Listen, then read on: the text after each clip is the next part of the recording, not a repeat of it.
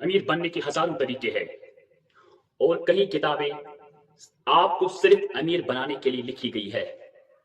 लेकिन मेरी एक्सपीरियंस के मुताबिक कुछ नॉर्मल प्रिंसिपल्स को फॉलो करना है और कोई भी अमीर बन सकता है। लेकिन बदकिस्मती से पर्टिकुलरली मैं कश्मीर की बात कर रहा हूँ, हमें शॉर्टकट के संकरण प्रिंसिपल फॉलो करना चाहिए। ये बड़ी बदकिस्मती की बात है। अस्सलाम वालेकुम, मैं Ahmad Mushtaq, creator of Halima foundation Kashmir. आज ज्यादातर लोग अमीर बनने के बारे में सोच रहे हैं, सपने सपने देख रहे हैं, बातें करते रहते हैं, लेकिन करते कुछ नहीं है। वो अमीरी की कीमत चुकाने के बजाय शॉर्टकट में लगे हुए हैं। इसका रिजल्ट उनका सपना सपना ही रह जाता है। आज इस वीडियो में मैं आपके साथ कुछ प्रिंसिपल्स, नॉर्मल प्रिंसिपल्स बताने वाला हूं जो आपको अमीर बना सकते हैं। ये वो प्रिंसिपल्स हैं जो दुनिया में न जाने कितने लोग अमीर बन चुके हैं, दौलतमंद बन चुके हैं। इस वीडियो में आखिर तक जरूर रहे। आइए शुरू करते हैं। 7 प्रिंसिपल्स। पहले मैं आज 2-3 प्रिंसिपल डिस्कस करूंगा क्योंकि लोगों के पास टाइम बहुत कम है। पहला प्रिंसिपल, राजा बनने से पहले प्यादा बनना पड़ता है। बादशाह जरूरी डायरेक्ट बना कहीं दुनिया में पहले प्यादा बनना पड़ता है, न कि राजा बनना पड़ता है। याद रखें, जो राजा कर रहा है वो कभी नहीं करना। क्या करके वो राजा बन गया है उस पे फोकस करो, उस पे फोकस करो। फिर से कहता हूं, राजा जो करता है वो मत करो, क्या करके वो राजा बन गया है उस पर नजर रखो, उस पर फोकस करो, तभी आप राजा बन सकते हो। आजकल के फास्ट जनरेशन में सभी शॉर्टकट में राजा बनना चाहते हैं। उस प्रोसेस से, उस पेन से जो उसने 20 साल 21 साल पेन से गुजरा है, वो उसको छोड़ के डायरेक्ट राजा बनना चाहते हैं। आज डायरेक्ट कोई प्लेयर कैप्टन बनना चाहता है, मैं क्रिकेट की बात कर रहा हूं, लेकिन कैप्टन बनने से पहले उसको 12th मैन तमिश बहिम नफर पेवान बनन 10 साल 4 साल उनको पानी पिलाना पड़ता है और घंटों उनको प्रैक्टिस करवानी पड़ती है नेट में। ये प्रोसेस है। लेकिन बदकिस्मती से आजकल के नए प्लेयर डायरेक्ट कैप्टन बनना चाहते हैं। आज इस भागते दौर में हर इंसान कैप्टन बनना चाहता है। वो कैप्टन बनने का जो प्रोसेस है, जो पेनफुल प्रोसेस है, उसको फॉलो नहीं करना चाहता। आपको राजा बनना है, आपको लोगों की बातें ताने सुनने हैं, लोगों की मार खानी है, सड़कों पर तपती धूप पे चलना है। फिर कोई भी गर्म हवा आपकी प्रोसेस को नहीं रोक सकता, नहीं रोक सकता। एक दिन आपके सर पे राजा का वो ताज होगा, लेकिन जब आप इस प्रोसेस से गुजरोगे, जब आप इस पेनफुल प्रोसेस से गुजरोगे। और अब मैं दूसरे पॉइंट पे आता हूं, you should be blindly trust on your profession. आपको ब्लाइंडली अपने प्रोफेशन पे ट्रस्ट करना है। बदकिस्मती की बात है कि लोग अपनी ही प्रोफेशन पे जल्दी ही शक करते हैं। जरा सा डाउनफॉल आ जाता है और वो अपने प्रोफेशन पे शक है। जरा सी दिक्कत हो जाए, जरा सी रुकावट आ जाए, जरा सा तूफान आ जाए, लेकिन वो अपने प्रोफेशन पे शक करते हैं और दूसरों का काम उनको अच्छा लगता है। जिस तरह मैं कहता हूं, जिस तरह अपनी बीवी के बजाय दूसरों की बीवियां अच्छी लगती है, ये ऐसे ही जब इंसान काम करता है, अगर कोई डाउनफॉल आ जाए तो अगर नेक्स्ट में उसका दोस्त होगा, उसको उसी का काम अच्छा लगता है। कभी भी अपने प्रोफेशन पे ब्लाइंड शक नहीं करना चाहिए, ब्लाइंड ट्रस्ट करना चाहिए। मैं आपको 2-3 लोगों की एग्जांपल बताता हूं। विराट कोहली, मैरी कॉम, शाहरुख खान और नीरज चोपड़ा। क्या विराट कोहली जब 3 साल उसकी फॉर्म नहीं रही, 3 साल बैट से कोई शतक उसने नहीं लगाया, क्या उसने क्रिकेट छोड़कर वॉलीबॉल स्टार्ट किया? और उसके बाद मैं कहता हूं, मैरी कॉम बॉक्सर जो थी, न कोई रिसोर्स था न कुछ था, क्या उसने बॉक्सिंग, जब उसका अप एंड डाउन आ गया, क्या उसने अपनी बॉक्सिंग को छोड़कर डांस स्टार्ट किया? और उसके बाद आता है शाहरुख खान। ये वो आदमी है जो खाली जेब था और मुंबई पहुंच गया। क्या उसने एक्टिंग छोड़ के मुक्केबाजी स्टार्ट की? नहीं। कितना भरोसा था इनको अपनी एक्टिंग पर, 100%। उनका डाउनफॉल आ गया, लेकिन उन लोगों ने मेहनत की, उन लोगों ने मेहनत नहीं छोड़ी। और मैं आपको बताता हूं, जब जिंदगी में डाउनफॉल आता है उसी से रिफाइनमेंट आती है। अगर जिंदगी में डाउनफॉल नहीं आएगा तो वो अपनी स्किल पे रिफाइनमेंट नहीं करेगा। जिस तरह मैंने अभी विराट कोहली की बात की, जब 3 साल उसने कोई शतक नहीं लगाया तो उसके बाद उसने नेट में इतनी रिफाइनमेंट की अपनी टैलेंट की, तो वो आज पहले जो 10 खिलाड़ी है दुनिया के उनमें से उनका नाम फिर से आ गया। लेकिन उन दिनों लोगों ने कहा इसको रिटायरमेंट लेना चाहिए, लेकिन इसने कहा नहीं, मैं कोई डांस करने वाला नहीं हूं, मैं क्रिकेटर हूं, मुझ में टैलेंट है, मैं यही करूंगा। उसने सिर्फ उस पर काम किया। क्या इन लोगों ने अपना प्रोफेशन बदल दिया? किसी ने अपना, क्या शाहरुख खान ने एक्टिंग छोड़ दी जब उसका डाउनफॉल आ गया और उसने बॉक्सिंग स्टार्ट की? जब इंडियन आइडल में अरिजीत सिंह ड्रॉप हो गया, इंडियन आइडल में ड्रॉप हो गया, क्या उसने डांस स्टार्ट किया? उसने अपने गानों की रिफाइनमेंट की, उस अपनी सिंगिंग पर और फोकस किया, और इसका रिजल्ट ये है आजकल वो एक शो के 4 से 5 करोड़ रुपए, 4 से 5 करोड़ रुपए उसका कीमत है सिर्फ एक शो का। ये है अरिजीत सिंह की स्टोरी। जब वो इंडियन आइडल में ड्रॉप हो गया, क्या उसने अपनी सिंगिंग छोड़ दी? नहीं, उसने कहा मैं यही करूंगा, मेरा प्रोफेशन यही है। ये है इनकी स्टोरी। क्या इन लोगों ने अपना टैलेंट छोड़ दिया? लेकिन बदकिस्मती से अगर एक क्वेश्चन मोमई डाउनफॉल गेस मोमई कीमत किस कुछ चीज़ काम अच्छे से चीज सुनाते जी तरह अच्छे शान बेगारन क्या कुछ हम वही करते हैं, हम उनका फॉलो करते हैं, हम ट्रेंड्स को फॉलो करते हैं। मैं ये बार बार कहता हूं हमेशा, हम कश्मीरी लोग ट्रेंड्स को फॉलो करते हैं। ये हमारे फ्यूचर के लिए सबसे बड़ी खतरनाक चीज है, क्योंकि अगर हम चेंज को फॉलो नहीं करेंगे, अगर चेंज ने हमें फॉलो किया तो हम तबाह व बर्बाद हो जाएंगे। थोड़ा सा सेटबैक लगा, थोड़ी सी तकलीफ हो गई, दे क्विट इमीडिएटली। लोग क्विट जल्दी करते हैं, सोचते हैं कि इस काम में अब दम नहीं रहा। लेजेंड्स अस्पतालों में पैदा नहीं होते हैं, वो सड़कों पे पैदा होते हैं। लेजेंड्स सड़कों पे पैदा होते हैं। आप जो काम कर रहे हैं उस पर ब्लाइंडली फेथ करिए और उसी पे रिफाइनमेंट कीजिए। मेरी बात हमेशा याद रखना, कैरियर बनाने के प्रोसेस में हमेशा वो टाइम पेनफुल रहता है, वो प्रोसेस पेनफुल रहता है, और कभी भी प्रोसेस में प्लेजर ढूंढने की कोशिश मत करना। गिरना उठना, उठना गिरना उठना लगा ही रहेगा आपकी जिंदगी में। अपनी ही चुनी हुई प्रोफेशन में आपको प्रोसेस में कभी भी प्लेजर नहीं ढूंढना है। ताकत से उठना है और फिर से लड़ना है, फिर से गिरना है, फिर से उठना है। मैं लिख के देता हूं, कामयाबी आपके कदम चूमेगी। देखना, हर दुख तुम्हें इतना मजबूत बना देगा, हर दुख तुम्हारी जड़ों को मजबूत बनाएगा, और वो तुम्हें फौलादी बना देगा। जितना तुम प्रोसेस करोगे, जितना तुम दौड़ोगे, जितना तुम भागोगे, जितना तुम गिरोगे, जितना तुम उठोगे, वो तुम्हें फौलादी बना देगा। और अब मैं तीसरा प्रिंसिपल आपको बताने जा रहा हूं, invest money as much as you can because savers are losers। क्योंकि पैसा बचाने से नहीं, लगाने से बढ़ता है।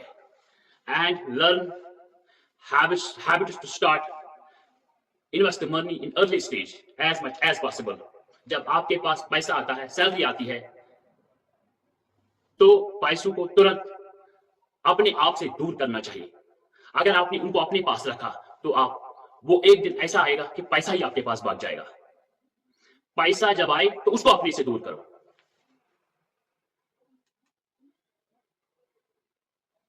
और जब पैसा आपके पास आता है, आपको मोबाइल पे नजर पड़ती है, आप सोचते हो कि ये मोबाइल पुराना हो गया, अब नया लाते हैं। जूतों पे नजर पड़ती है, ये पुराने हो गए हैं, नए ले लेते हैं। अपने कपड़ों पे नजर पड़ती है, ये पुराने हो गए हैं, नए ले लेते हैं। लेकिन ये सिर्फ गरीब लोग करते हैं, एवरेज फैमिलियां करती है। यही वजह है कि वो कभी अमीर नहीं बनते।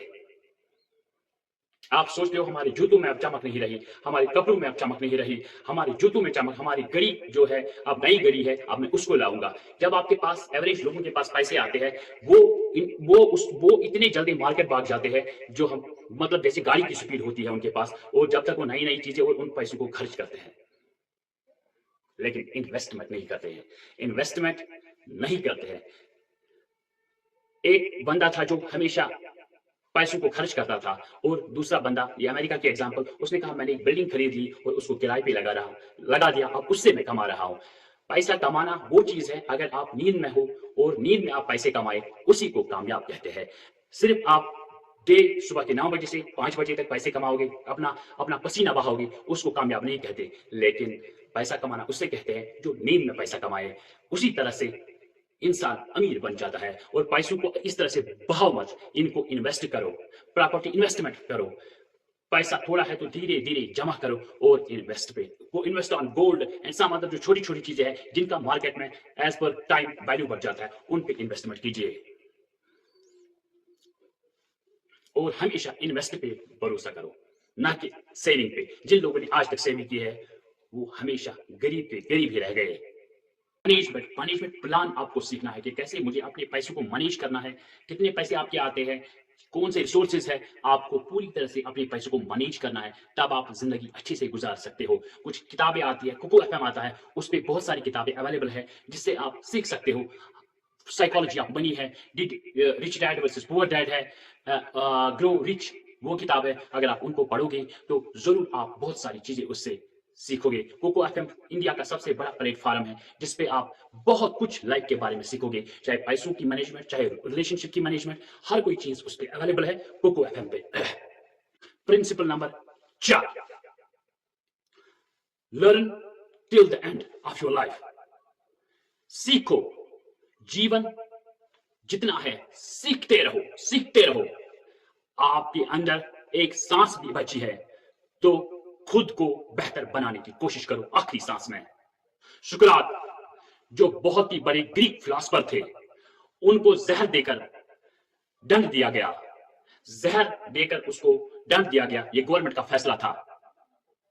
तो लास्ट में वो उसके हाथ में बुक थी, तो किसी ने पूछा कि आपके हाथ में बुक है, अभी आपको जहर देकर मार दिया जाएगा। और आपको पता है सुकरात ने क्या कहा? उसने कहा I want to die more intelligent, मैं मरना भी चाहता हूं लेकिन मोर इंटेलिजेंट, ये किताबें पढ़कर मैं मरना चाहता हूं। I will become a more intelligent. मर तो रहा ही हूं तो थोड़ा और इंटेलिजेंट होके मर जाऊं, क्या बात है। फांसी वाले दिन Bhagat Singh, on the day of execution, Bhagat Singh was reading, किताब का नाम था, वो मुझे पूरा याद नहीं है उस किताब का नाम क्या था। वो एक क्रांतिकारी की किताब थी जिसको वो पढ़ रहा था। और जब उनसे पूछा गया कि आपकी आखिरी ख्वाहिश क्या है भगत सिंह की, तो उसने कहा मैं फलानी बुक को स्टार्ट टू एंड पढ़ना चाहता हूं। वो एक क्रांतिकारी जिसको फांसी मिलने वाली थी, वो दूसरी क्रांतिकारी की किताब पढ़ रहा है। ये देखो दुनिया में लोग क्या है और हम कहां है। मैं अपनी मौत से पहले, भगत सिंह कहता है, इसको खत्म करना चाहता हूं, ये मेरी लास्ट ख्वाहिश है। साथियों, one book can save your 5 years if you read।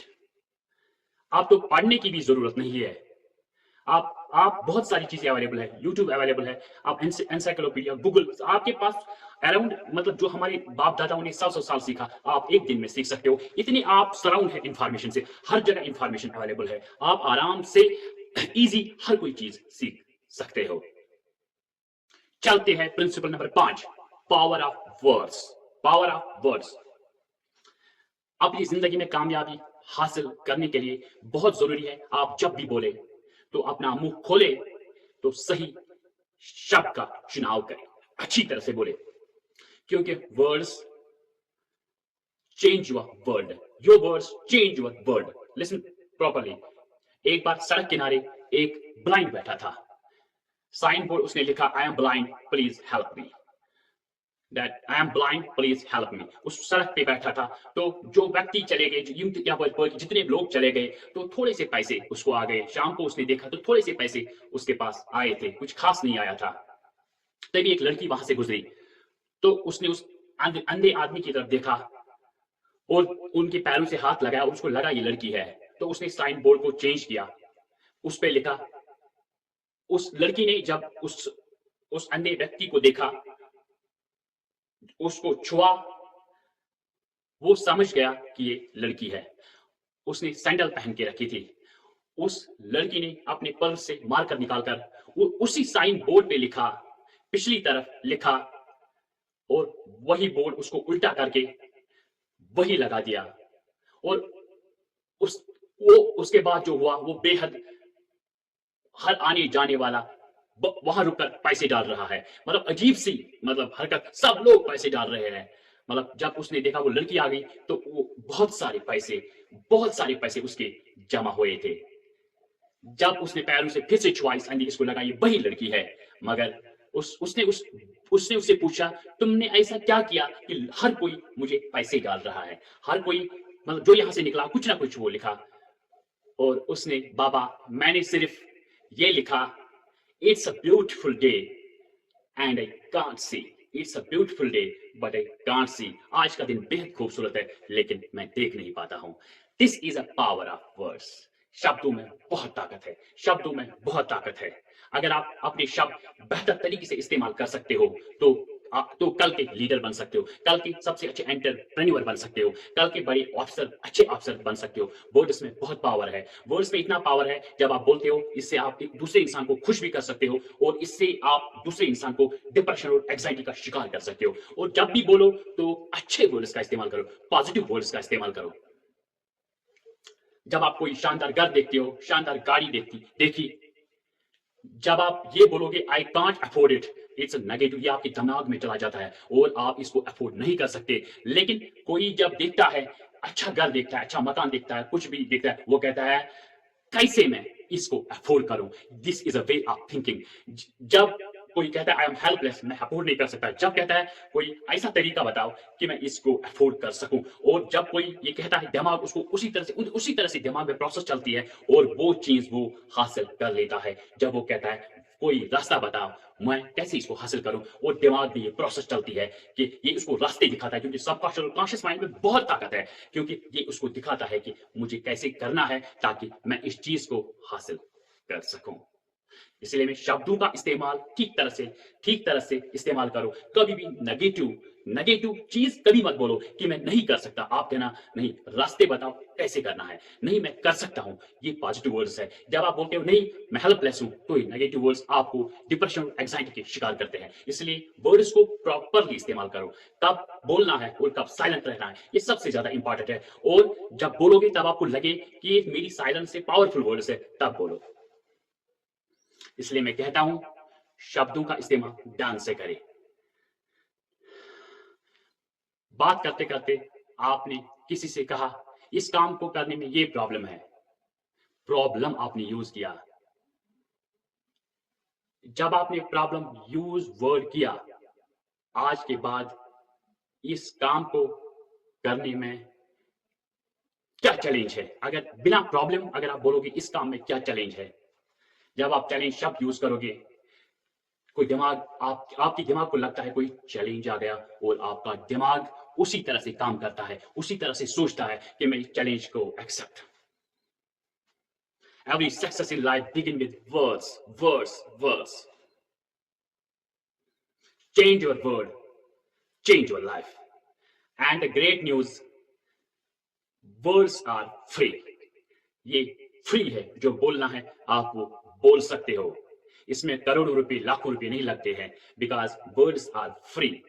Words are free, इसलिए इनका इस्तेमाल बड़े अच्छी तरीके से करें। प्रिंसिपल नंबर 6 आपको बताना चाहिए। Principle number 6, small circle have a big influence. मैं अपने हर प्रोग्राम में बोलता हूं एसोसिएशन आपकी जिंदगी की काया पलट सकती है।